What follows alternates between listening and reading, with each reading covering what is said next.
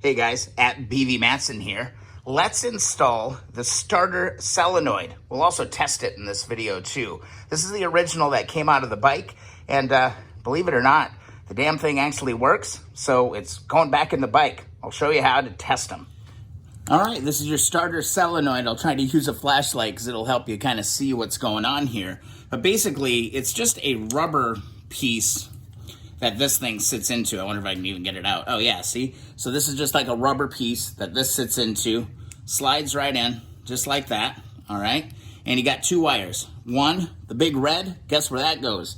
Goes right to your battery, all right? And then these other two, these get wired right into the harness, and wouldn't you know, we've got two sitting right here. Now this other connection, this is actually wired to the starter motor. This is that big, thick, long, black wire that comes out of the stator motor and runs underneath the engine. I can give you a look at that here in a second. But basically on the back side of this thing, there's two little slots basically. And if you look down here, there's two little slots. So we're just gonna move this down below here. See if I can give you a look at that. What's that do to the camera? Whatever. It slides onto here, all right? So you're just gonna position it and slide it onto these little rubber mounts. Let me give you a little better look at this. So here you can see that little bracket. Basically, you're just gonna work that starter solenoid kind of onto that, just like that. And it's gonna slide up and kind of butt up against there. It's really tough to show you this one. But anyway, there's two of them, one on each side, and that starter solenoid is gonna just slide right into place, and it'll actually lock right into place as well. So that's where that goes. And then this wire actually, look at it, it's like perfect length to just go and hook right up to the battery. And then here's our other two connections right here. We have a, let's see, zoom out a little bit, a yellow with a red stripe and a black.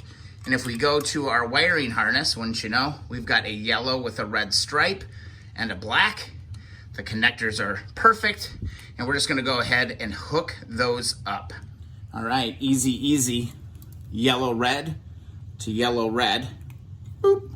And then our black is gonna go right here. I think what I'm gonna do actually is shrink wrap this, because this is some exposed wiring, and I don't think that's a good thing. So let me grab just a small little piece of heat shrink.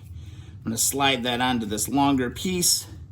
I'm gonna grab my black wire. I'm gonna push that onto that. And I'm gonna pull my heat shrink, in theory, back around. And just like that. Connectors in the middle. And then grab my heat gun. And we'll shrink this up, and that'll be protected, and I'm not gonna run into any weird kind of issues with my wiring. I just wanna make sure that I protect that. Getting some heat shrink is a good thing to have on hand, for sure. I would have a few hunks of it in different varieties if you can. Boom, boom, boom, boom. Come on, heat gun, heat gun. All right, cool, good enough. It is there. Now, if you want to test your solenoid, if you're not sure if it works or not, there's a quick, easy way in the manual to do this. But first, we have to go and hook up our yellow and red in the headlight bucket. So let's move over there. So here we're back at the nest of nightmares, okay? And we're gonna find our yellow and red. This is coming out of the right-hand switch. And then we're gonna go to our main wiring harness, and there's gonna be one here as well. Really simple, just connect those two, and that's gonna put us in a great position. Actually, this kind of completes the wiring. So here's the quick and easy test, okay guys?